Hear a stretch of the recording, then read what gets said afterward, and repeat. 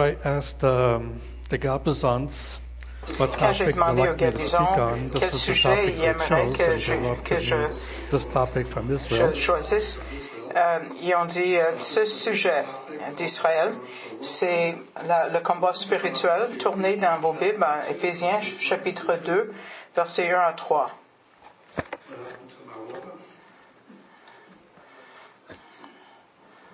J'utilise la Darby en passant.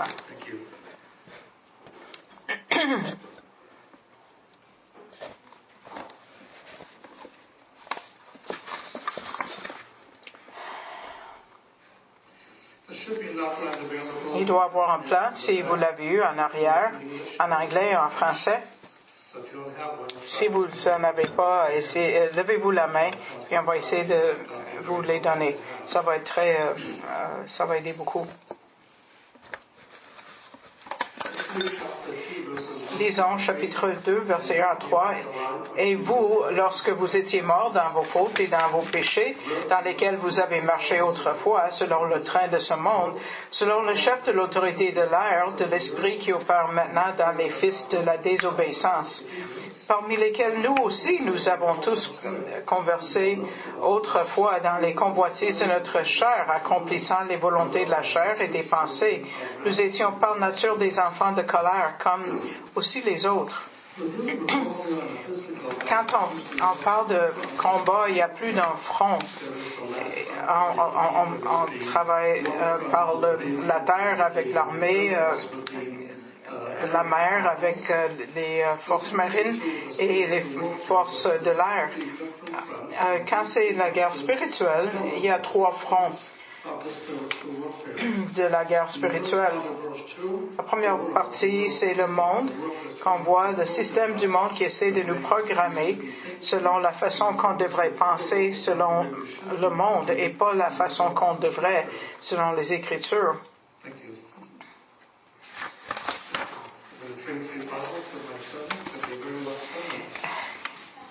Si je bois 3 bouteilles, ça va être ce message très long. Deuxième front, c'est Satan et les forces démoniaques. Et le troisième front, c'est la chair. C'est ce que nous sommes par nature. Donc, on va en parler chacun individuellement et on va décrire le conflit. Et ensuite, après avoir décrit le conflit, on va parler des 3 fronts et comment on doit se combattre. Parce qu'on combat de façons différentes. Il ne faut pas combattre de la même façon pour les 3. On va commencer avec la chair, chapitre 2 d'Éphésiens 1 à 3. La nature du péché, c'est comme notre aptitude. C'est notre aptitude dans les actes. Par définition, c'est la capacité de servir et de plaire à la chair. C'est la capacité d'éviter Dieu. C'est la capacité de faire toutes les choses, des bonnes ou des mauvaises, qui évitent Dieu. Quand on passe à cette capacité ou cette aptitude, c'est pas juste les actes. Ça peut être des actes neutres. Si ça évite Dieu, c'est négatif. Il y a 2 noms pour cette nature, c'est la chair. On le trouve en Romains 7, 18. Romains 7, 18. Car je sais qu'à moi, c'est-à-dire à ma chair, il n'habite point de bien. Car donc la chair qu'on hérite d'Adam, c'est la chair qu'on reçoit, mais il n'y avait rien de bon là-dedans. Une autre façon de le voir, c'est le vieil homme, en Romains 6, 6. Sachant ceci que notre vieil homme a été crucifié avec lui, afin que le corps du péché soit annulé, pour que nous, avant d'être sauvés, on avait juste cette facette, il n'y avait pas d'autre chose. On était vraiment servi à cette capacité-là. On n'avait pas la capacité de faire ce qu'on voulait. En Colossiens 3:9, ne mentez point l'un à l'autre et à dépouiller le vieil homme avec ses actions. Donc, quand on appelle ça le vieil homme, ça nous rappelle jusqu'à Adam. C'est la seule aptitude qu'a le non-croyant. Comme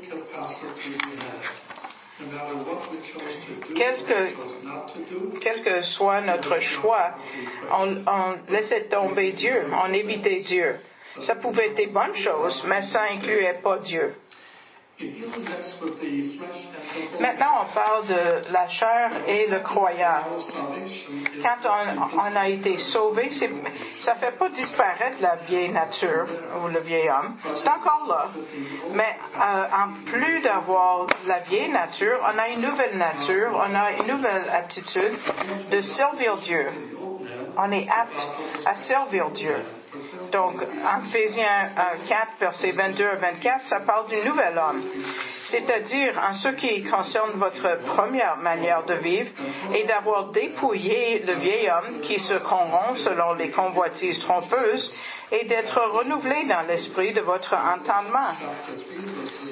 En Colossiens 3, 9 et 10, ça dit ne mentez point l'un à l'autre. Et ayant revêtu le nouvel homme qui est renouvelé en connaissance selon l'image de celui qui l'a créé. La plupart d'entre nous sont nés de nouveau, mais il faut quand même dealer avec le vieil homme.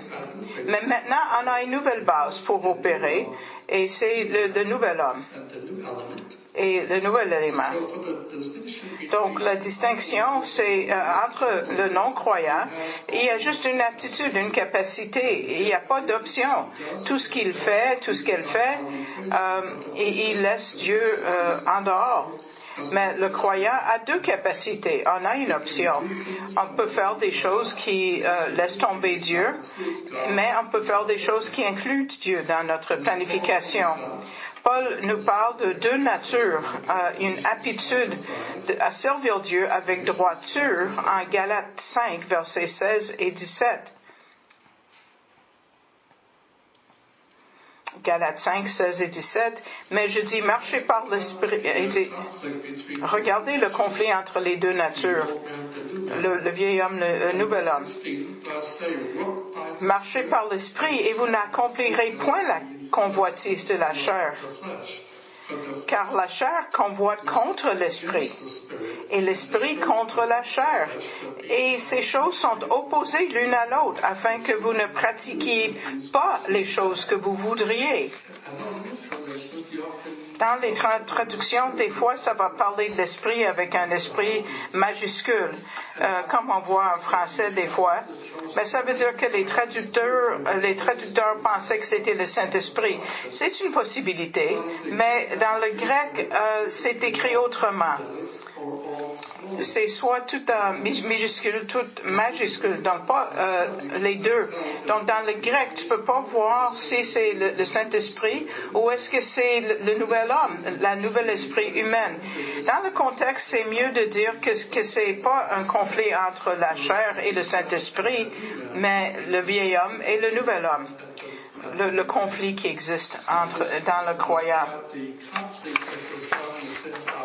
C'est ce qui arrive dans notre nature et dans notre corps, parce que nous sommes nés de nouveau.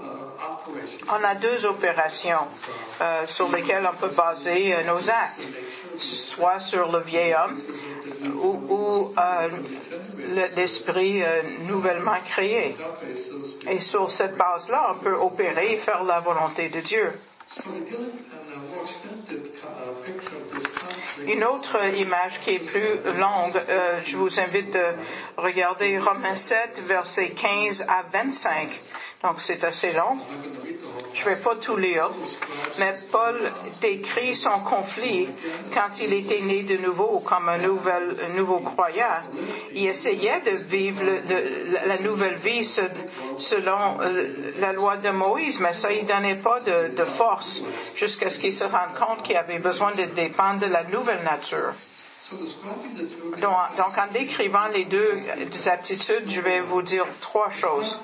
C'est pas toujours facile de trancher au couteau. Bon, certains actes appartiennent à cette nature, puis d'autres à l'autre nature. C'est pas si facile.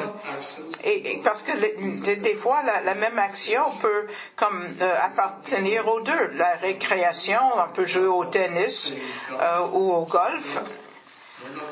Il n'y a rien de mauvais avec ça. Mais si ça prend beaucoup de notre temps et on devient accro à une activité, là, ça devient mauvais. Et on laisse tomber Dieu.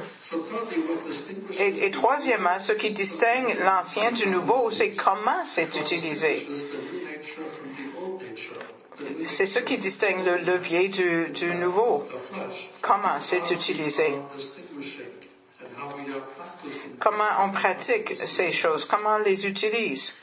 Le problème de base, c'est qu'il y a des croyants qui agissent habituellement selon leur ancienne capacité, leur ancienne nature, sans opérer dans leur nouvelle capacité. Donc, on ne gagne pas le combat spirituel. On va revenir plus tard, mais on arrive au deuxième front, c'est le diable. Et on va regarder son plan falsifié, un genre de contrefait. La nature du contrefaçon, c'est d'avoir l'air du vrai. Donc c'est falsifié. Lui a dit qu'il va être comme le Dieu très haut dans le livre d'Ésaïe, chapitre 14. Il savait qu'il ne pouvait pas devenir le Dieu très haut, mais il a dit, je vais être semblable, je vais être tout comme. Donc il a commencé un programme de contrefait. Donc, ça a l'air du vrai, le plus possible. C'est falsifié pourtant.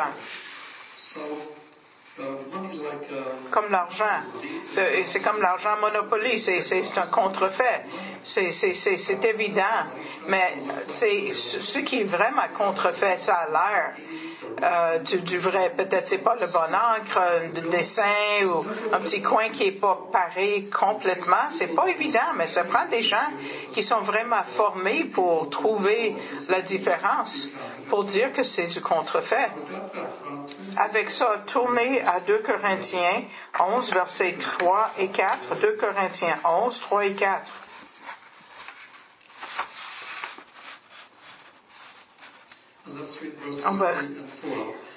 Mais je crains qu'en quelque manière, comme le serpent séduisit Ève par sa ruse, ainsi vos pensées ne soient corrompues et détournées de la simplicité quant au Christ. Car si celui qui vient prêche un autre Jésus que nous n'avons pas prêché, ou que vous receviez un esprit différent que vous n'avez pas reçu, ou un évangile différent que vous n'avez pas reçu, vous pourriez bien le supporter. Il faut l'éviter. Il y a 3 choses qui sont... on parle d'un autre. Un autre Jésus, un autre évangile, un autre esprit.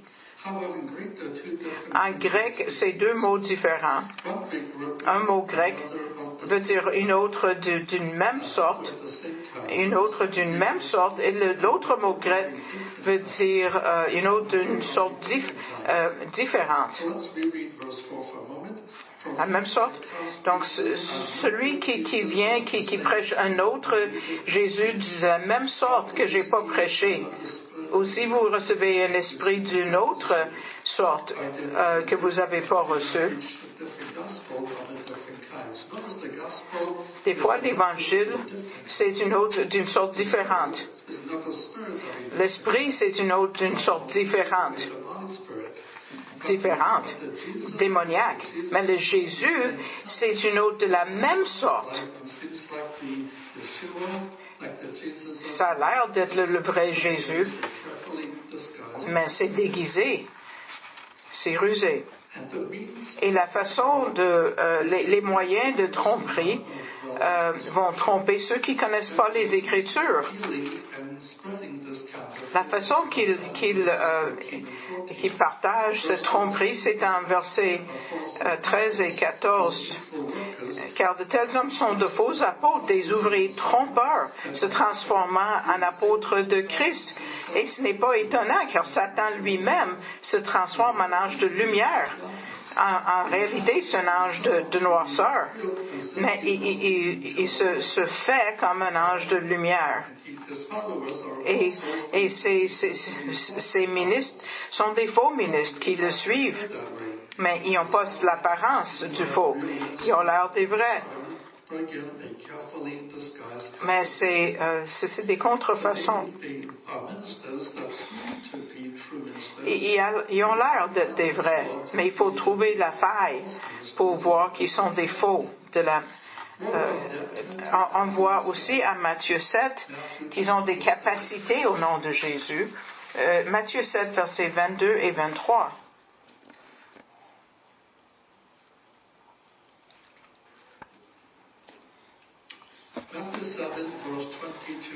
Plusieurs me diront à ce jour-là, Seigneur, Seigneur, n'avons-nous pas prophétisé en ton nom? N'avons-nous pas chassé des démons en ton nom? N'avons-nous pas fait beaucoup de miracles en ton nom? Alors je leur déclarerai, je ne vous ai jamais connus. Retirez-vous de moi, vous pratiquez l'iniquité. Ces faux ministres sont capables de prophétiser, chasser des démons et faire des miracles. Ils ont utilisé le nom de Jésus, le Jésus contrefait. Ils ont fait beaucoup de miracles, même guérir des maladies. Mais le Messie va leur dire, je vous ai jamais connus.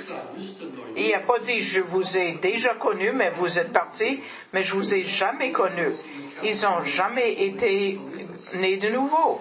Ils sont des agents de Satan et utilisent la puissance de Satan pour faire ses œuvres surnaturelles, pour décevoir, pour tromper. C'est ça le programme de tromperie.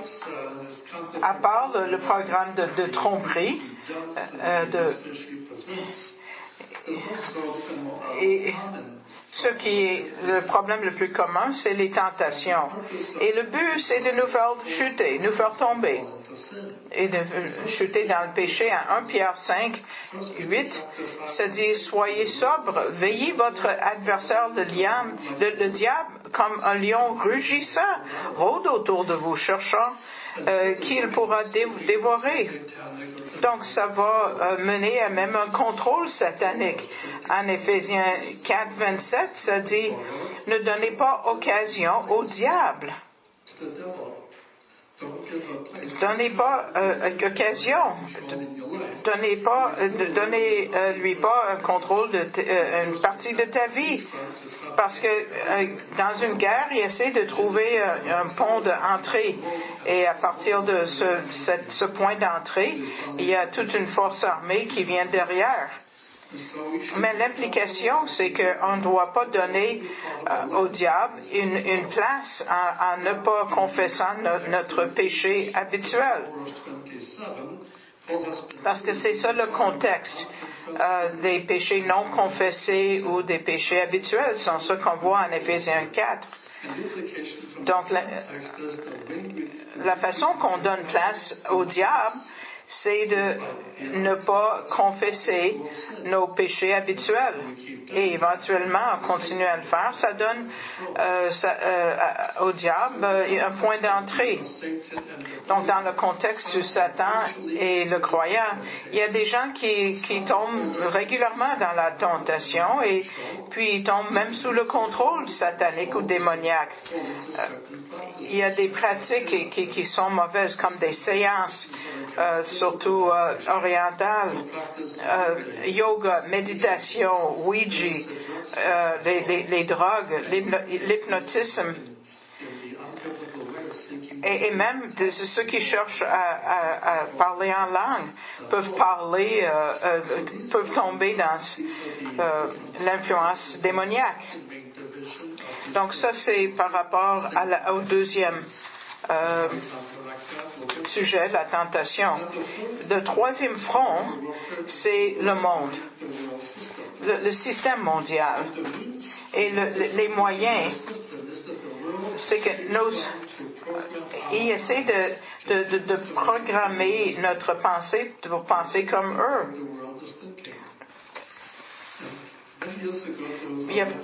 Il y a plusieurs années, dans la revue de Life, l'auteur a parlé et il a dit, voici la mer de laquelle toute vie est sortie. Wow! C'est une théorie de l'évolution, mais c'est pas la vérité. C'est parce que ils n'ont jamais pu le prouver scientifiquement. Mais c'est comme ça que le monde est programmé. Ils sont programmés de penser selon l'évolution et de nous pousser et d'être conformés à leur système. C'est ce que Romains 12, 1 dit, de programmer selon le monde. Versets 1 et 2, d'être formé selon le monde. C'est une lutte de contrôler notre pensée, comment on doit penser. Et on doit penser selon les Écritures, la façon que Dieu pense, et pas juste tomber dans ce problème continuel de penser comme le monde. Mais le problème, c'est que il y a des croyants qui sont tellement programmés par le monde qui pensent comme le monde.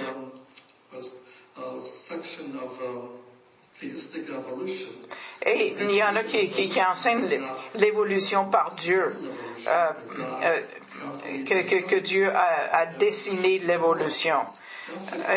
Et ça, c'est un compromis qui détruit l'idée de la création et la Bible. Donc, ils ont perdu la lutte pour le contrôle de leurs pensées. Ils ne pensent plus bibliquement. Et ils ne doivent pas penser selon le monde. Donc, ce sont les trois fronts. Maintenant, on va regarder les solutions par rapport à la chair. Tournez à 1 Jean 1, 9. C'est la confession. 1 Jean 1, verset 9.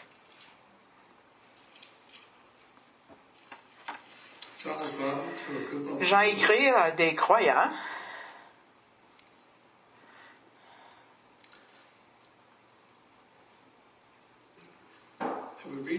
Et on lit dans le verset 9, si nous confessons nos péchés, il est fidèle et juste pour nous pardonner nos péchés et de nous purifier de toute iniquité. Quand on se rend compte d'un péché qu'on a commis, il faut le confesser. Le mot grec ne veut pas dire qu'on dit à Dieu, oui, j'ai péché. Non, il le sait. Il le sait déjà. C'est pas quelque chose de nouveau. Il le savait déjà. Mais le mot grec veut dire qu'on dit la même chose que Dieu. On dit la même chose qui dit, quand il dit cet acte est péché, en confessant, on dit oui, c'est péché. Et on l'appelle le péché parce que Dieu dit c'est péché, donc c'est du péché. Le problème avec le cercle vicieux, c'est que souvent des croyants confessent des péchés, mais on le fait encore. On le confesse, mais on le fait encore. On le confesse, on dit même plus jamais je vais le faire, et on le refait. Et ce cercle vicieux continue. Et puis il n'y a jamais de victoire.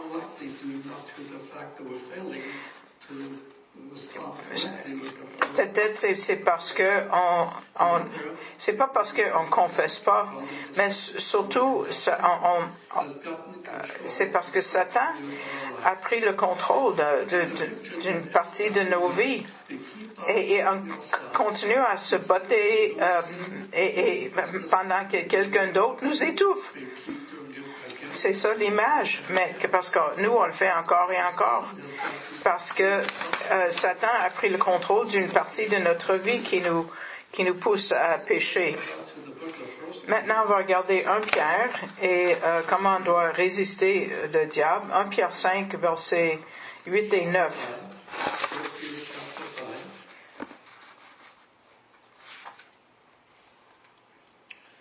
Donc, il faut résister au diable.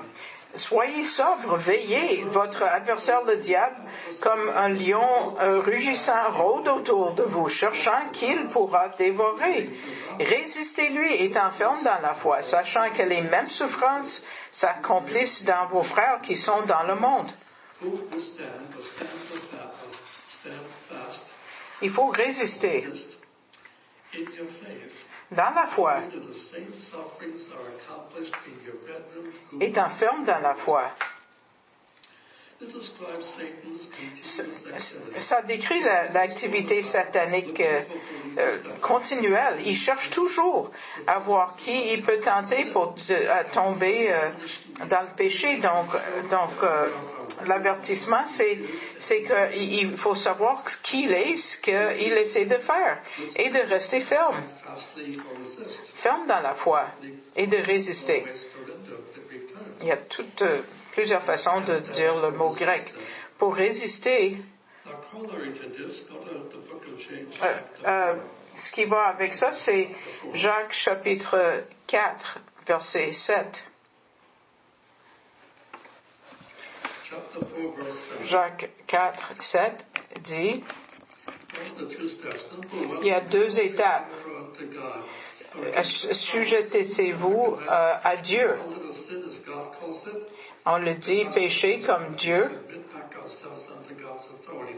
On se soumet à Dieu et on résiste au diable, puis il va fuir. Il faut résister, il faut être debout contre lui. C'est le même mot qu'on a vu en Pierre. Soumettez-vous et résistez. Mais qu'est-ce que résister veut dire? Résister Satan veut dire une façon spéciale. Comment? Comment ne pas le faire? On voit à TV chrétien ou des émissions de radio, et on l'appelle stupide. Satan, il n'est pas stupide. Il est très rusé. On sait que depuis la création, en Ézéchiel 28, versets 11 à 18, il était le plus sage de tous les êtres créés. Il ne faut pas l'appeler stupide. Comme on va l'entendre à la TV ou la radio, c'est nous qui sommes stupides, c'est pas lui. Il y a tout un programme de déception, de tromperie. Il faut faire beaucoup attention quand on est confronté et de résister. Dieu ne dit pas marcher autour de l'Église 7 fois, et c'est une coutume. Voyons, ça ne va pas te protéger de Satan. Dieu donne une méthode. C'est plus détaillé en Éphésiens 6, 10 à 18. Éphésiens 6, 10 à 18, c'est la méthode plus détaillée, comment résister. Pierre a dit résister, Jacques dit résiste une fois, mais Paul le dit 3 fois résister. Ou fortifiez-vous. Le contexte.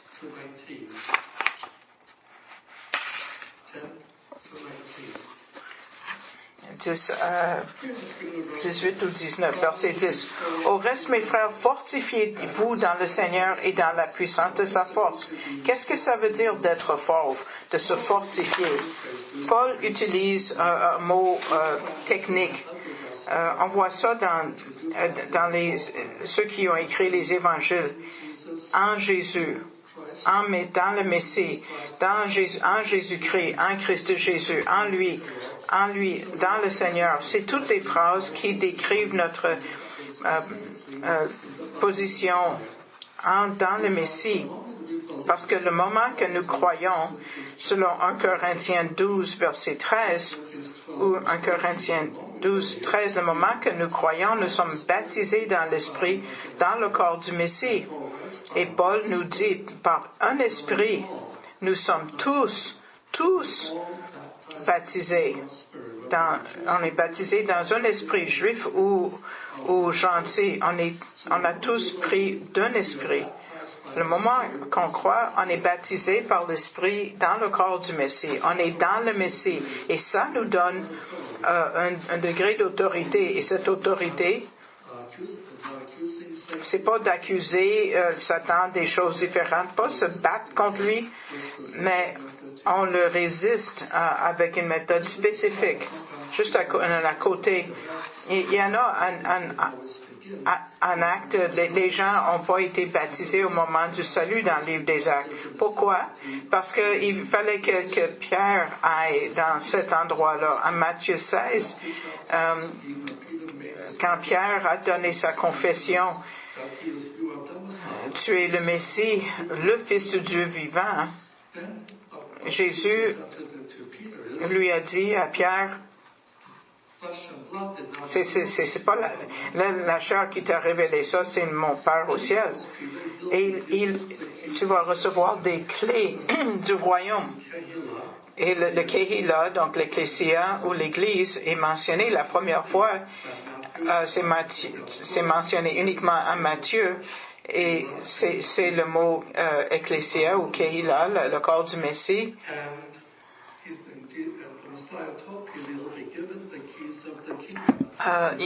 On lui a dit qu'il y aurait les clés du royaume, mais les clés parlent du programme du royaume qui a plusieurs facettes.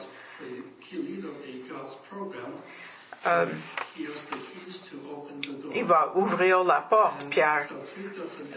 Il y a 3 groupes ethniques dans les évangiles, des Juifs et des Samaritains et les gentils. Et Pierre doit être celui qui ouvre la porte. Il utilise la clé pour ouvrir la porte à chacun de ces groupes ethniques. Donc en acte 2, il ouvre la porte aux Juifs.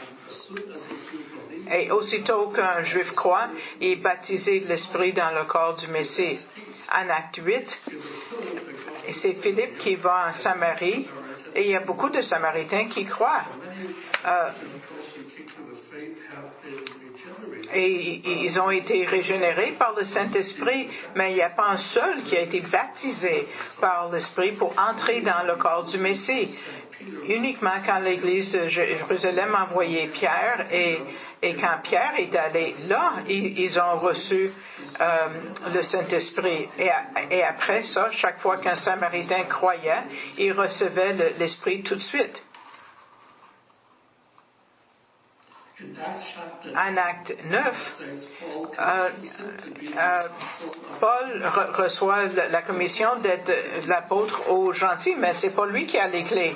Donc en acte 10, Pierre est envoyé à une maison des gentils non circoncis, Corneille, et ils deviennent des croyants et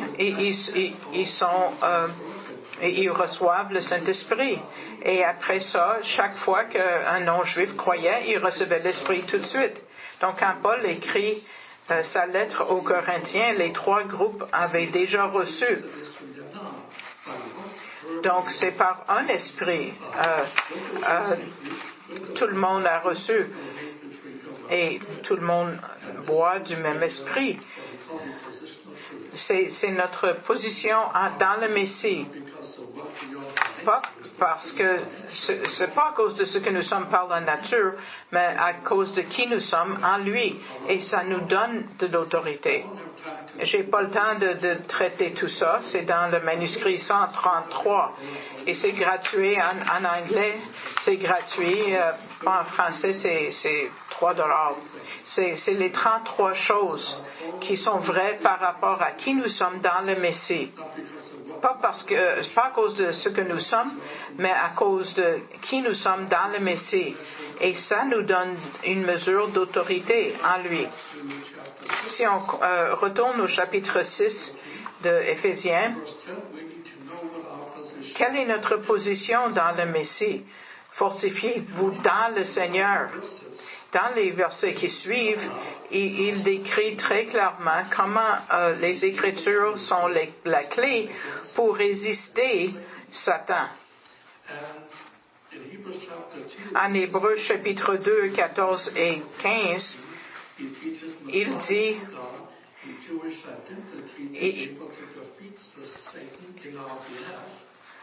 donc, puisqu'il dit que nous pouvons résister, et en Colossiens 2, 12 à 15, ça dit que Jésus a dépouillé les principautés et nous sommes rendus vivants à cause de lui. Donc, versets 11 à 18 d'Éphésiens 6, ça dit « Revêtez-vous de l'armure complète de Dieu, afin que vous puissiez tenir ferme contre les artifices du diable. » Toute l'armure de Dieu. Quelle est toute l'armure? Un conflit spirituel est souvent le sujet des conférences. Mais ils n'enseignent pas la bonne chose. Qu'est-ce qu'ils enseignent? Ils enseignent qu'avant de vous coucher, le soir, c'est correct, mais le lendemain matin, tu fais un rituel que tu mets tous les morceaux d'armure. Et tu nettoies ton épée, tu fais tout ça. Mais ma question, c'est si vous avez besoin de le remettre chaque jour, quand vous vous réveillez, quand est-ce que vous l'avez enlevé? Quand vous vous êtes couché? Et vous pensez que Satan sait prendre des hommes comme nous? Non, il y a une exception. Chacun des morceaux de l'armure est un verset de l'Ancien Testament. Et il te retourne dans l'Ancien Testament. Mais quand le Messie a été tenté et quand le Messie a résisté, comment il a fait? Les 3 citations viennent de Deutéronome. Donc, il a juste cité la Bible. Un verset qui dealait avec sa tentation. Et il n'y avait pas de rituel. Il se référait tout de suite à la parole de Dieu. C'est ça notre façon. C'est ça notre secret. Donc, la première mention, c'est le verset 11. Mais l'ennemi est décrit en verset 12.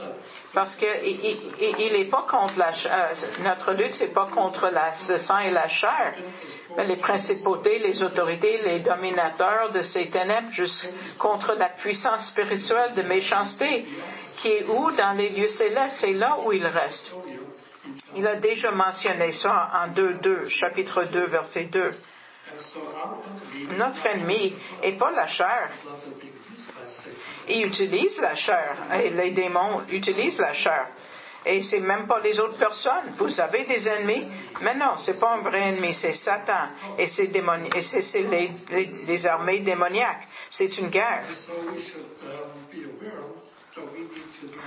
On a absolument besoin d'apprendre les Écritures et de parler de ce que les Écritures disent. Je vais mentionner ça plus tard. Quel est le but de l'armure en verset 13? Afin qu'au mauvais jour, vous puissiez résister et après avoir tout surmonté, tenir ferme. C'est pourquoi prenez l'armure complète de Dieu. Vous allez tenir ferme. C'est la deuxième fois qu'il le dit, le même mot. Fortifier, c'est tenir ferme. C'est le même mot en grec. L'armure, c'est la parole de Dieu pour résister Satan. Et c'est mentionné le troisième fois. Tenez donc ferme, encore le même mot. Et là, il commence à parler des morceaux séparés, versets 14 à 17, les morceaux séparés. Et chaque morceau a quelque chose avec les Écritures, sauf un. Parce qu'il n'y avait pas encore de Nouveau Testament, donc tout venait de l'Ancien Testament. Les Écritures hébraïques, c'est normal.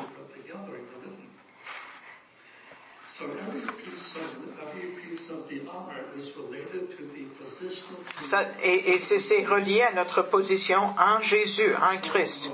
Donc, numéro 1, on a autour de la ceinture, on met la ceinture qui est mise autour de la taille. Ça vient de Ésaïe 11:5.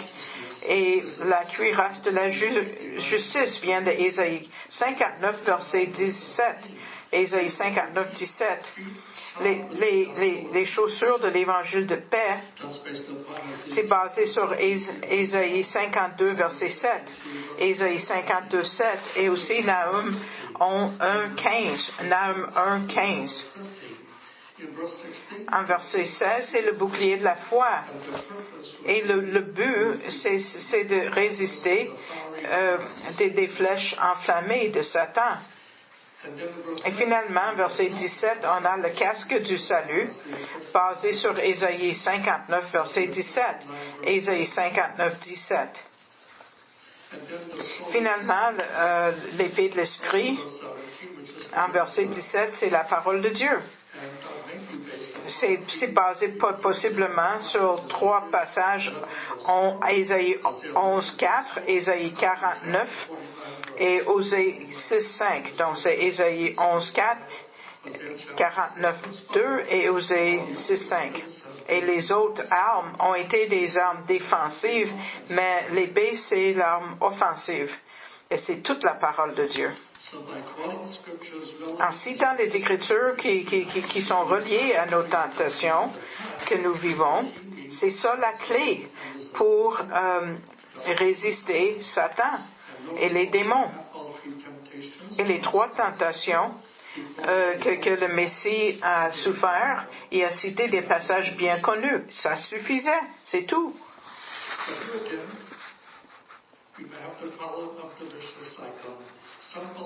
Mais il y en a qui n'ont pas la victoire. Mais pourquoi?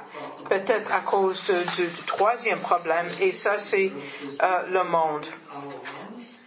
Il faut reprogrammer nos pensées pour penser. En Romains 12, 2, il faut reprogrammer nos pensées selon le monde spirituel. Romains 12, 2, ne vous conformez pas à ce siècle, mais soyez transformés par le renouvellement de votre entendement, pour que vous discerniez quelle est la volonté de Dieu, bonne et agréable et parfaite. La miséricorde de Dieu, c'est tout ce que Dieu a enseigné. Et la fidélité de Dieu à Israël, en chapitre 9 à 11, c'est pas encore complété ce que Dieu a promis à Israël. Mais dans Romains 1 à 12, à la lumière de tout ça, je vous implore, à cause de quoi ce que je vous ai déjà enseigné. Donc, présentez votre corps comme une offrande spirituelle, un sacrifice vivant, qui est votre part, un culte raisonnable. Romains 12, 1. On est séparé à Dieu et séparé de nos péchés. On croit et on est régénéré, mais le Saint-Esprit nous fait naître de nouveau par le baptême de l'Esprit. À la lumière du salut qu'on a atteint, pas à cause de notre performance, mais en verset 2 maintenant, il dit, ne vous conformez pas au siècle présent. Ne vous conformez pas. Il y a une nouvelle méthode. Il faut reprogrammer, comme on dit. Changer la programmation de notre pensée selon le monde spirituel et pas le monde charnel, mais le monde spirituel. Et la façon de le faire, la façon qu'on le fait, c'est en étudiant. On va voir les étapes tantôt. Le mot renouveler ou reprogrammer, en grec, c'est un verbe grec au temps présent ou continuel. Et quelque chose qui continue avec le but de ne pas devenir conformé au monde. On ne va pas être conformé au monde et la façon que le monde pense. On veut être conformé à Jésus. Et la façon qu'on le fait, on va regarder 2 Corinthiens 10, versets 3 à 5. On prend chaque pensée, verset 3. 2 Corinthiens 10, 3. Car en marchant dans la chair, nous ne combattons pas selon la chair, car les armes de notre guerre ne sont pas charnelles, mais puissantes par Dieu pour la destruction des forteresses, détruisant les raisonnements de toute hauteur qui s'élève contre la connaissance de Dieu et amenant toute pensée captive à l'obéissance du Christ. Donc, il faut amener toute pensée captive. Donc, une partie de notre pensée, c'est d'étudier et de penser la façon que Dieu pense. C'est la façon d'avoir la victoire dans le monde spirituel et dans la guerre spirituelle. Donc, 12 de Romains, ça dit de ne pas être conformé au siècle, mais d'être transformé par le renouvellement de notre entendement. Comme Paul a dit plus tard, de penser comme le Messie. Dans une autre épître, en Philippiens 4:8, ça dit les sujets qu'on doit garder en tête. Qu'est-ce qu'on doit garder dans nos pensées? Philippiens 4:8, au reste, frères, toutes les choses qui sont vraies, toutes les choses qui sont vénérables, toutes les choses qui sont justes, toutes les choses qui sont pures, toutes les choses qui sont aimables, toutes les choses qui sont de bonne renommée, s'il y a quelques vertus et quelques louanges, que ces choses occupent vos pensées. Ces choses-là. Et la façon qu'on commence à penser à toutes ces choses-là, c'est de continuellement étudier la parole de Dieu. On vient au culte comme ici, mais c'est pas assez de juste venir une fois par semaine. Il faut étudier chez soi. Et là, on peut commencer à penser de la façon que Dieu pense. Ça, c'est la parole de Dieu. Oui, on met l'armure. Ça veut dire mettre la Bible. C'est ça que ça veut dire. Mais le problème, c'est que c'est pas que les gens sont pas dans la parole, mais la parole n'est pas dans les gens. Parce que là, il faut mémoriser et méditer. Il faut mémoriser et méditer. Quand on écrivait l'Ancien Testament, les gens n'avaient pas des copies de la Bible. Ben non. Non, c'est devenu une possibilité juste au Moyen Âge avec l'imprimante. Donc, qu'est-ce que les gens faisaient? Les gens se mettaient ensemble et aussi dans la première église, et puis une personne à l'avant lisait le passage et les autres récitaient encore et encore et encore pour mémoriser les passages. Mais l'ayant mémorisé, il fallait rentrer chez soi et méditer. Et c'est pas la méditation orientale, non, biblique. Par exemple, Josué 1:8, ça dit de méditer jour et nuit.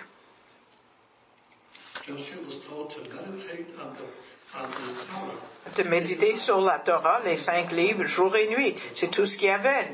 S'il y avait juste les 5 livres de Moïse à l'époque, il devait méditer là-dessus jour et nuit. Psaume 119, verset 11, ça dit, ta parole, j'ai caché ta parole dans mon cœur pour ne pas pécher contre toi. Psaume 119, verset 97, ça dit, je médite sur ta parole. Jean 15, verset 7, ça dit, ma parole habite en toi, Jésus dit. Colossiens 3:16 dit que la parole du Messie demeure en toi.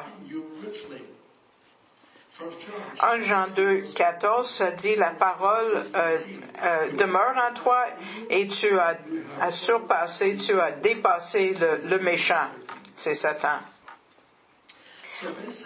Donc, quel est le processus? Dans les Écritures, en général,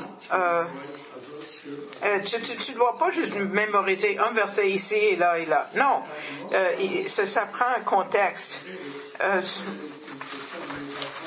Et c'est par paragraphe, parce que ça te donne une unité de pensée. Donc, mémorise minimum des paragraphes. Au moins un paragraphe. Quand vous choisissez le passage pour les tentations qui sont un problème pour vous. Donc, quand vous avez un problème du monde, de la chair ou de l'ennemi, cherchez un passage dans la concordance qui deal avec ce problème-là et mémorisez le paragraphe autour. Faites une liste des versets qui parlent de ce problème. Et même prier cette liste à Dieu. C'est une bonne façon de reprogrammer nos pensées. De penser comme Dieu. Donc, en conclusion, le résumé du problème, c'est la chair, c'est la confession, 1 Jean 1,9. Pour le diable, c'est de résister, Jacques 4,7. Le monde, c'est de renouveler notre pensée, Romains 12,2. Mais maintenant, la question se pose, mais comment faire la part des choses? Mais comment tu sais? Est-ce que ma tentation vient du monde, du diable? Je ne le sais pas. Donc, des fois on le sait, des fois on ne le sait pas. On ne sait pas d'où ça vient. Donc, la meilleure chose, c'est de faire les trois. De le confesser, résister. L'ennemi, en confessant, on dit c'est du péché.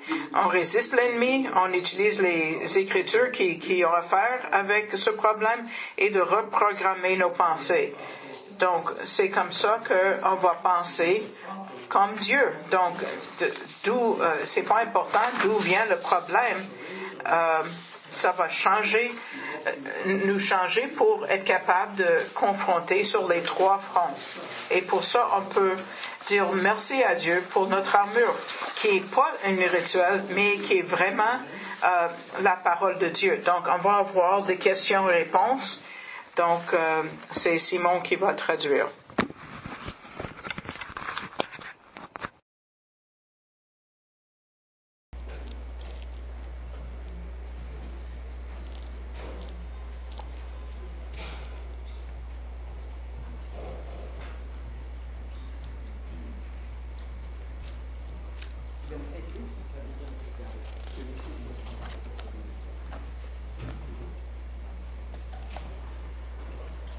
One, two. Oh, thank you.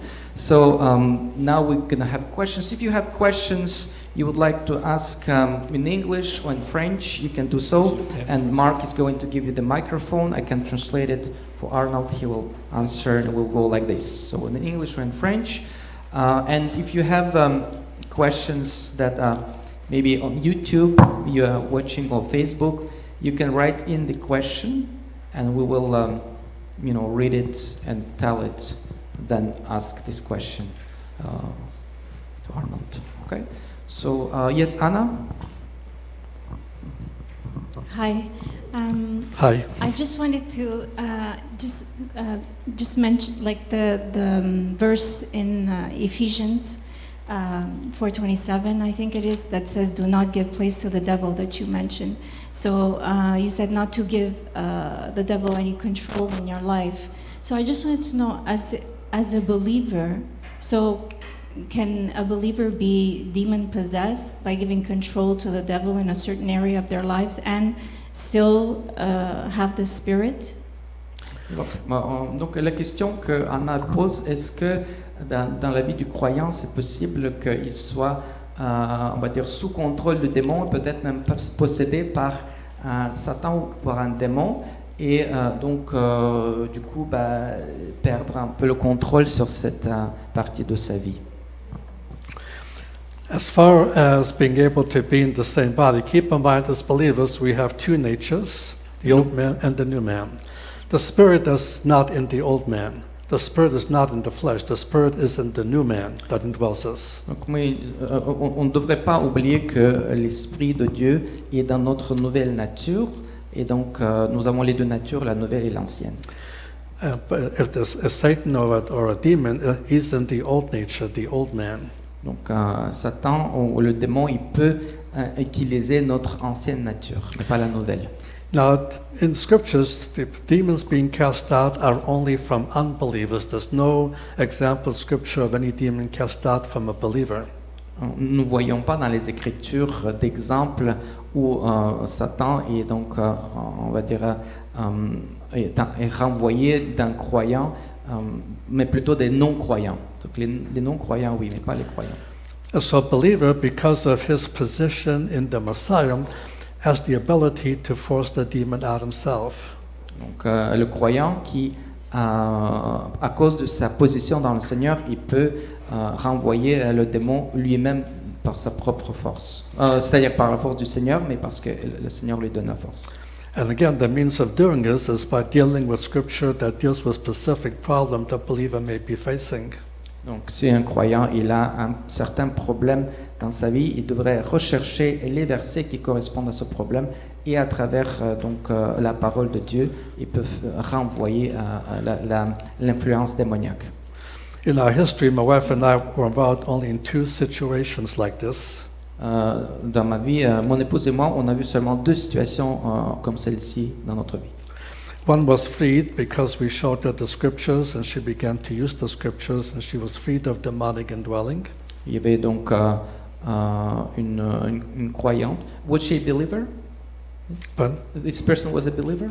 yeah, Yeah, okay. I'm dealing with believers now. Ok, c'est ça. Donc une personne qui était une croyante et alors elle a été libérée de cette influence démoniaque, de ce contrôle démoniaque en utilisant les Écritures. But the other one did not wish to be freed and was never freed. Une autre personne n'a pas voulu être libérée et donc elle n'était pas libérée. So merely telling Satan to leave, the demon to leave for a believer, there's no example of this. Donc, mais tout simplement dire à un croyant ce qui va partir, il n'y a pas d'exemple comme ça. And by going through that list of 33 things that is true of us because of what we are in Him, that would be the way that the believer can be freed of the control. Quand on voit par exemple les différentes 33 choses qui sont vraies de chaque croyant, en méditant sur ces choses-là, on peut se libérer du contrôle démoniaque. Some people have said, well, God cannot tolerate the presence of Satan and demons.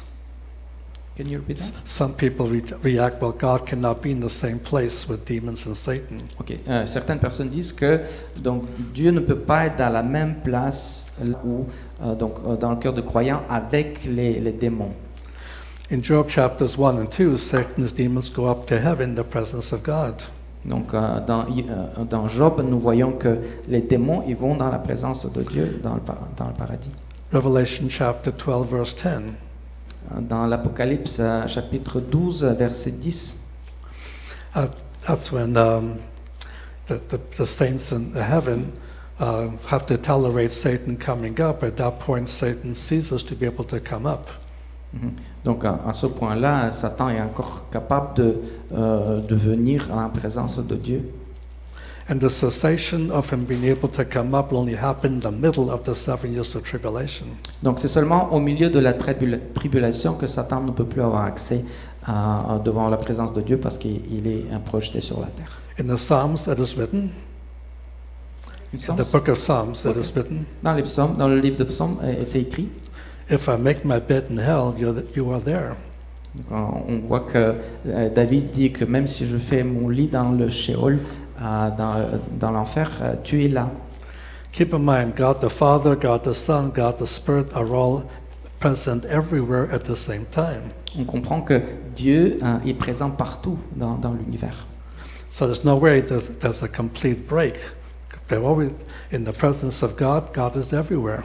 On comprend que donc Dieu est partout là. Il n'y a pas un endroit où il n'est pas. That was a long answer to a short question. Yes. Okay, good. So if you have any other questions, you can ask now. Si vous avez d'autres questions, vous pouvez poser maintenant. Vous pouvez bien sûr venir voir Arnold plus tard aussi. Ça, c'est I just possible. have a second one. Let me first see if there is someone else. I think there is someone else behind there. Yes, please.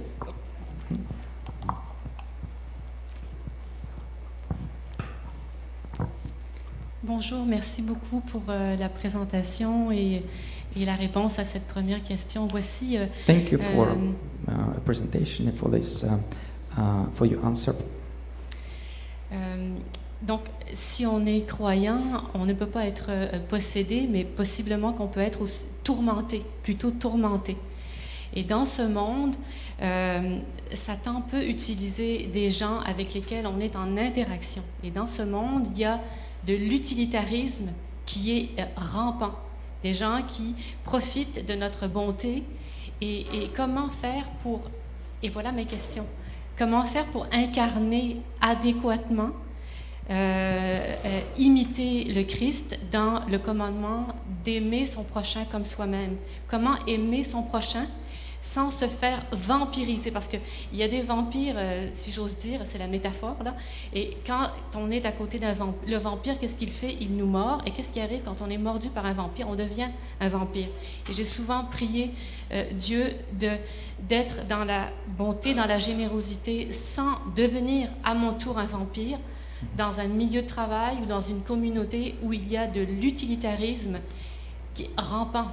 So the question is, I'll try to summarize it because it's a longer question, but the question is like this: when we live our lives as believers, we want to show, love and compassion to people, but some may profit of, let's say, our goodness and so on. So how should we defend ourselves if someone is like a vampire? They take advantage of us, and where's the line? Well, dealing with other people is always also to pray for discernment. Donc nous devons apprendre à prier pour le discernement. And discernment is this person just simply trying to get some help? Est-ce que cette personne veut avoir de l'aide? Then we should help him in whatever capacity he needs the help. À ce moment-là, nous devrions l'aider dans n'importe quelle capacité dans laquelle cette personne a besoin d'aide. But if he needs to be wanting just to take certain advantages and to have some money and this, and he's not really looking for spiritual help, then you need to draw the line. Donc, mais si cette personne elle veut profiter de nous d'une façon ou d'une autre, peut-être au niveau financier ou autre, à ce moment-là, il faut qu'on trace la ligne. So in those special situations, what me and others have done is to give the person a job to do that he can earn some money. Okay, alors c'est dans ces situations, mettons si c'est une situation financière, à ce moment-là, donner à une personne un travail qu'elle puisse gagner sa vie. And the problem is they can't seem to do any work that you offer him, then give him nothing. Oui, c'est ça. Donc, mais s'ils ne peuvent pas faire un travail quelconque, à ce moment-là, bon, ça, vous n'allez rien donner. But if he's willing to do the work you've asked him to do, then you're just simply paying him for what he does, but you're not letting yourself being taken advantage of. Donc, à ce moment-là, si la personne elle fait le travail pour lequel que vous lui offrez, bon, et il le fait bien, bon, c'est bien, mais sinon, vous ne pouvez pas continuer. Ça, c'est un exemple concret là par rapport au travail. Okay, any other question? Yes. I just want to say thank you. J'aimerais juste vous dire merci. I just want to say you're welcome. Thank you for your words. And as you know, as believer, we call to obey and submit to the Lord. But is it possible for believers to involve in politics and force those who don't believe in Jesus to obey the Lord?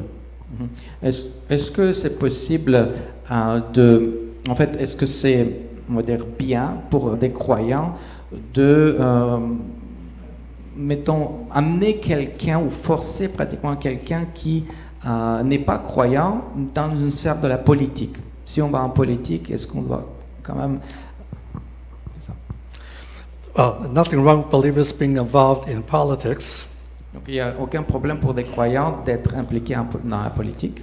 The question is, what would be the motivation for being a politician? Donc la question, c'est quelle est notre motivation pour être politicien? Because merely being a politician doesn't mean you'll have any power to change things, because most of the people may operate the opposite than you do.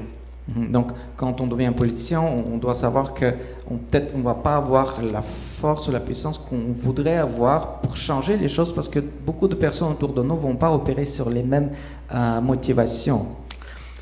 And you won't be able to be a politician the way others become politicians. On ne pourra pas être politicien de la même façon que les autres qui sont dans le monde, qui sont politiciens. Like making a lot of promises they don't intend to keep. Par exemple, les politiciens qui promettent des choses mais qui ne les tiennent pas. Ça, on ne devrait pas le faire. And a believer cannot be that kind of a politician. Un croyant ne devrait pas être un politicien de ce genre.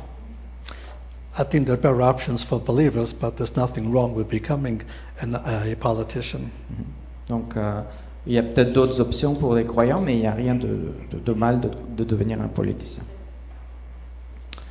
Okay, any other questions? Yes, Mark? Sorry. In your study, you talked about temptation.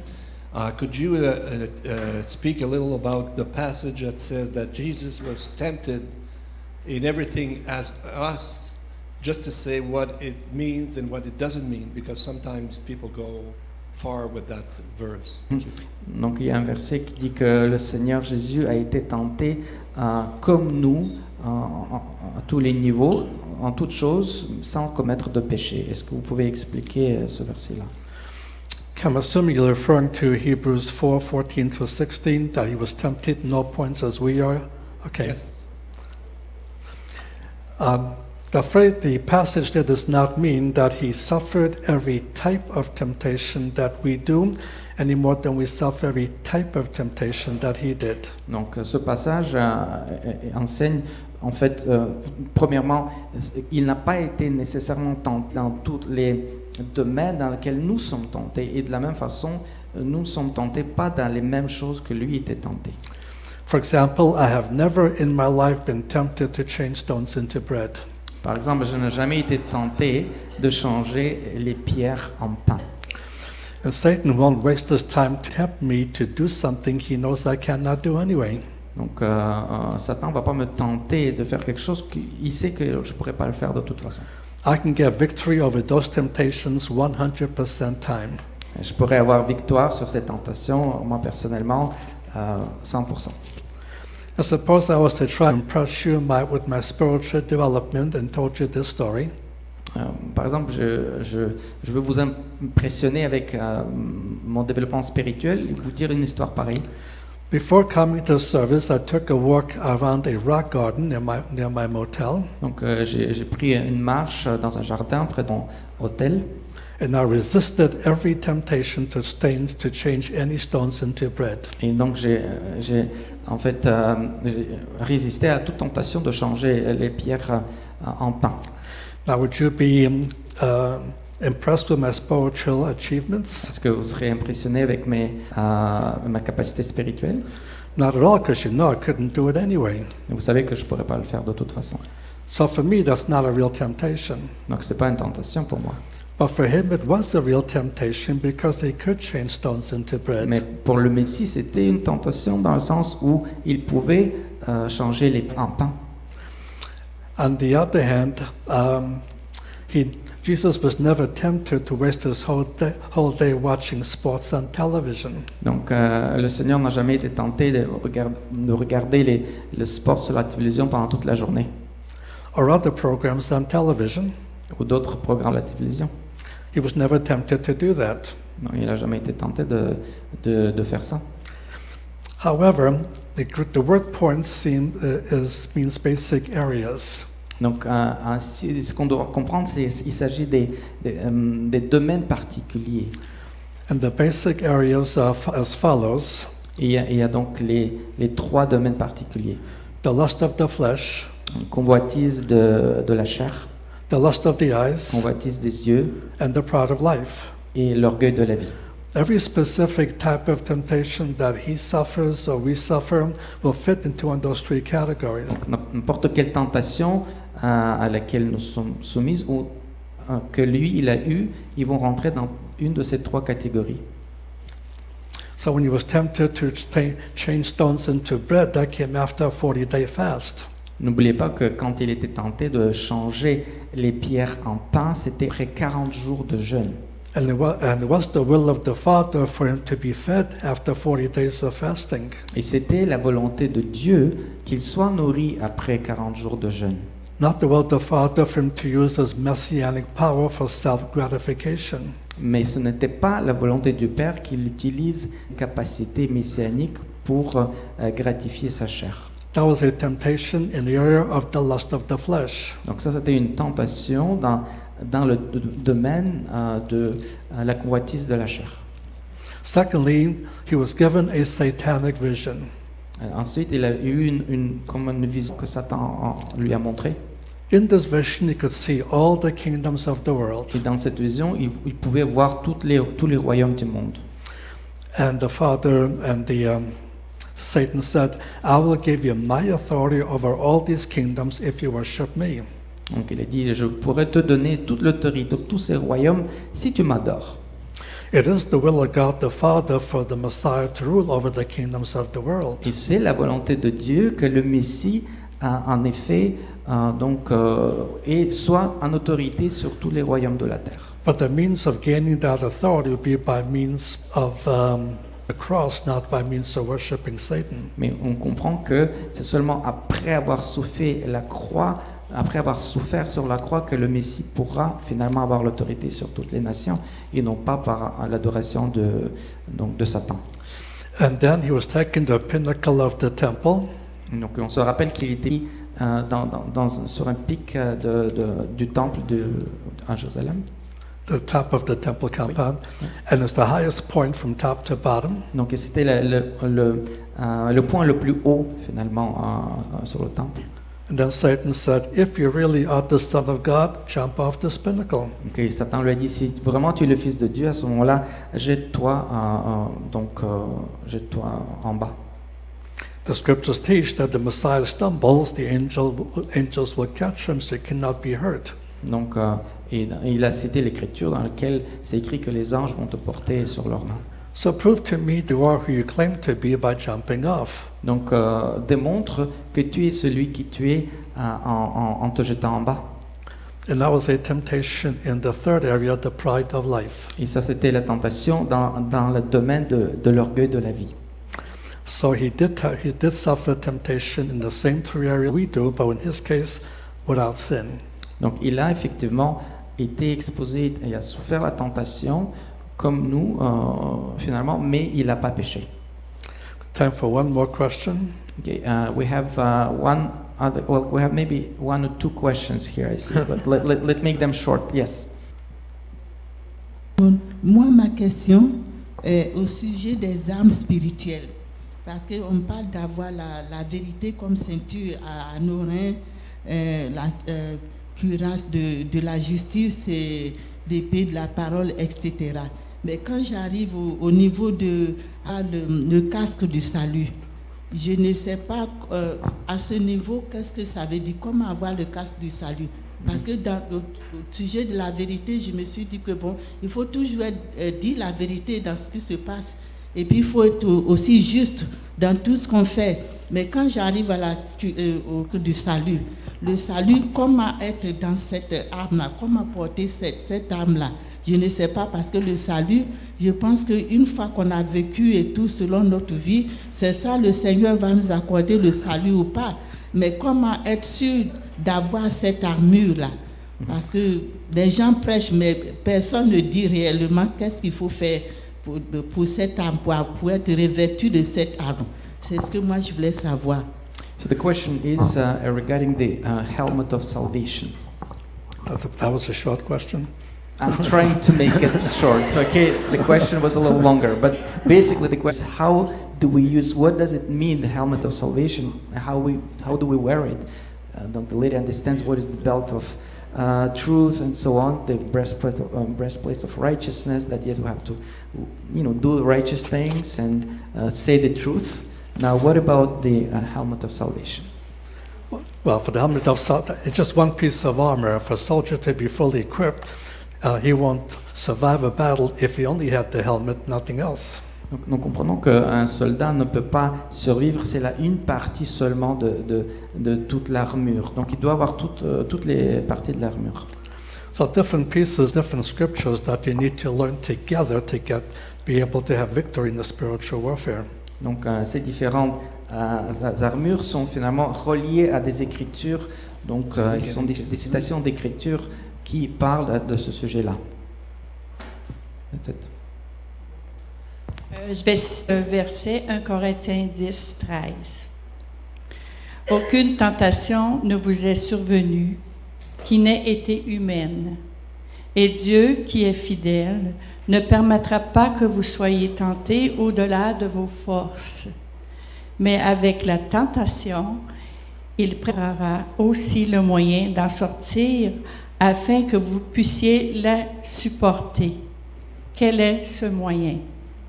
So basically now it's verse 1 Corinthians 10:13 that speaks about the fact that we will not be tempted above measure, right? And God will provide the way out.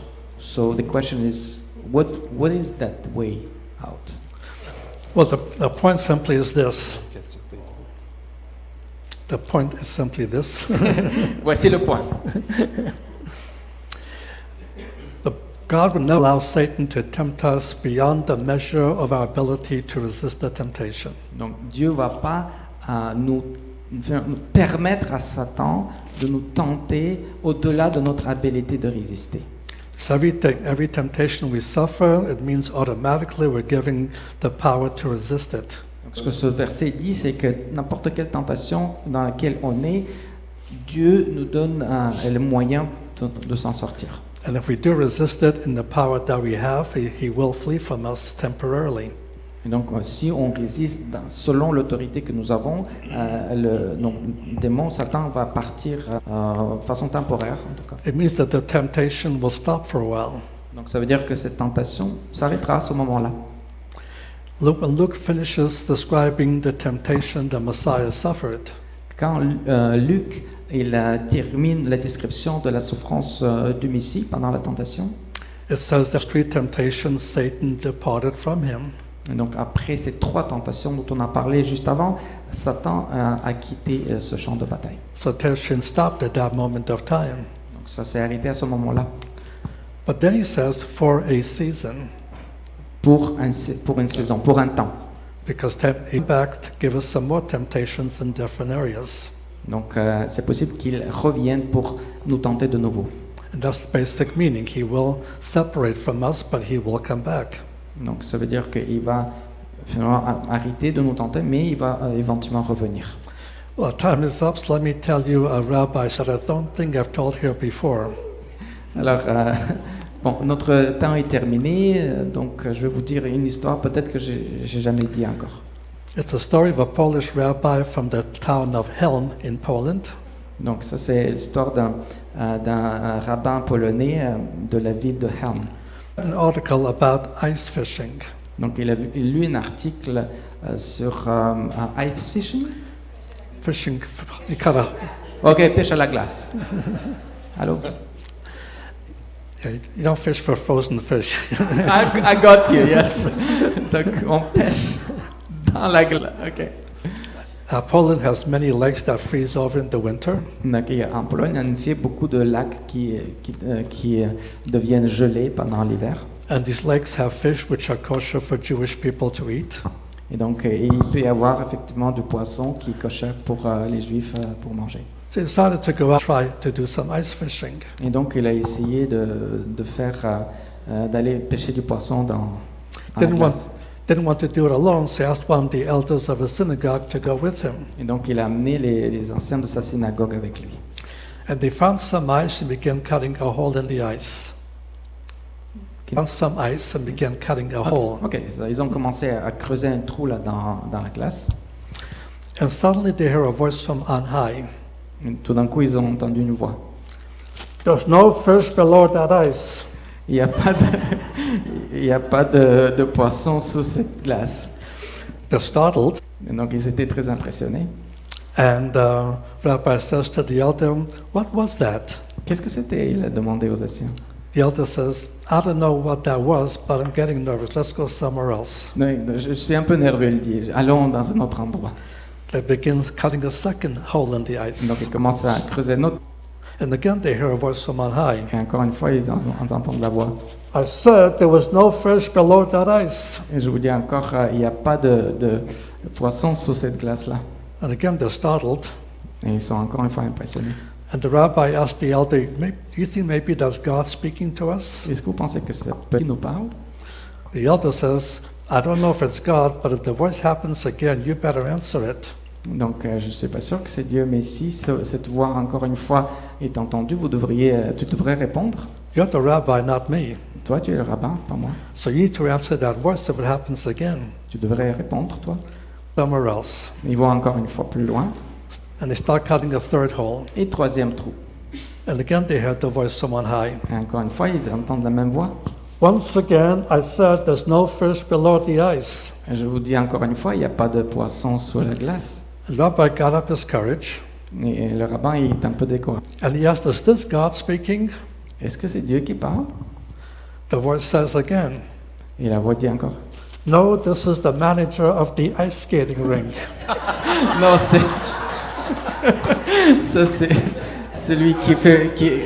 C'est celui qui travaille sur cette patinoire. Ok, est-ce qu'il y a une autre question sur. Ok, Arnold, there is another question. I don't know if we can take it, but it's from YouTube. From Facebook. Maybe from Facebook, one question. Well, we gotta quit at some point. We have to quit at some point, but maybe that last one. Yes, could you tell us?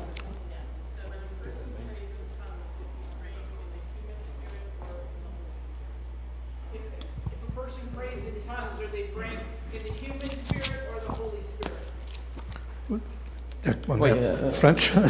Ouais. Donc quand une personne prie en langue, est-ce qu'il prie donc avec son esprit ou alors dans l'Esprit Saint? If a person really is speaking in the biblical gift of tongues, it's the human spirit speaking. It's not the Holy Spirit. If a person is really speaking biblically in tongues, that's the human spirit, not the Holy Spirit. Donc, si une personne qui parle de façon biblique en langue, ce n'est pas le Saint-Esprit qui parle, c'est la personne qui parle. And if the Holy Spirit was speaking, he could never be misused. Donc si c'était le Saint-Esprit qui parlait, ça ne pourrait jamais être mal interprété ou mal utilisé. But if a person is using that gift, misuse it. Mais s'il y a une personne qui utilise ce don, il peut mal l'utiliser, comme dit l'Écriture. So in 1 Corinthians chapter 14, dans 1 Corinthiens 14, Paul spells out all of these rules and regulations and the proper use of that gift. Donc il montre différentes régulations, différentes règles, on va dire, pour l'utilisation de ce don. And the Corinthian church was misusing that gift sinfully. Et donc l'Église de Corinthe, il mis appliqué en fait, il utilisait mal ce don-là. So Paul has to deal them with the details. This is the proper use, and you're not using it properly. Donc c'est ça. Paul leur disait comment utiliser ce don. Il n'utilisait pas ça comme il faut. People in my travels sometimes ask me, "Do I speak with tongues?" Et donc parfois les gens me demandent est-ce que vous parlez en langue? My answer is always the same. Mais c'est toujours la même. I never tried to speak without one. J'ai jamais essayé de parler sans aucune langue. Ok, merci Arnold.